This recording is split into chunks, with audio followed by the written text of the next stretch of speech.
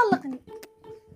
نعوذ بالله من الشيطان الرجيم. ما هو في أمرة. قد اتصلت لخيجي. ما العيش المشكلة؟ ما هو طلقني. قال امي اذا زوجك ما ادالكش طلبك طلقي. وزواج بيطلبوا نسوانهم من شركات شي ان وامازون ونايس وان، وانت ولا طلبت لي حاجه.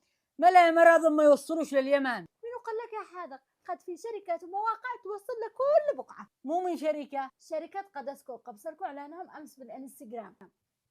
ها قدسكو حتى أنا شفته إعلان بالفيسبوك، لكن طلبك شو صال؟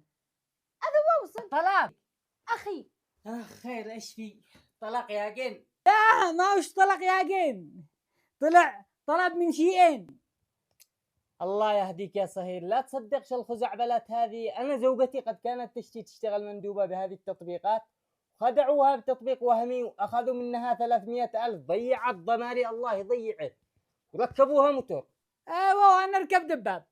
لا يا اخي اسمعني، شركه قدسكو شركه مضمونه وموقعها معروف، وصحباتي كلهم طلبا وصلوا طلباتهم للبيت. متأكد يا أختي؟ ايوه متاكده. ما دام كذا يا صهير لازم نروح نتأكد بنفسنا قبل ما تنخدع ساعة ما انخدعت زوجتي. يلا خلاص اطلبي، مثل ما تطلبي الطلاق ايش تطلبي كوش خارجينا. خلاص انت طلبي ونحن نسير نعاين العنوان حقه.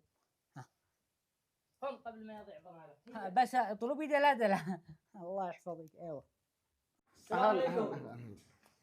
وعليكم السلام، اهلا حياك يا حبيبي. جلس تفضل. يزيد فضلك يا حبيبي. هيا شفت صهير، انا اقول لك معهم مكتب رسمي، معهم مخازن، عباره انه شركه موثوقه وما بش داعي للقلق ولا داعي للمشاكل والطلاق. اكيد مع قدسكو اسواق العالم بين يديك.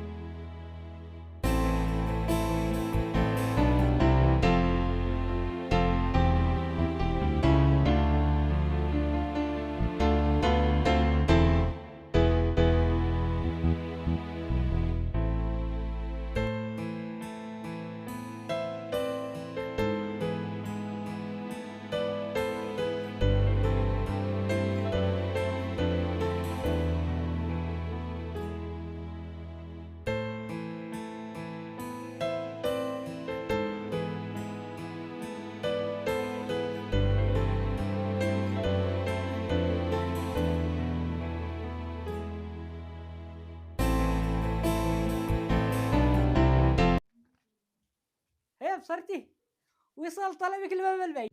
هيا شوف، قد أن يقول لك انه شركه قدسكو بتوصل للطلب لباب البيت.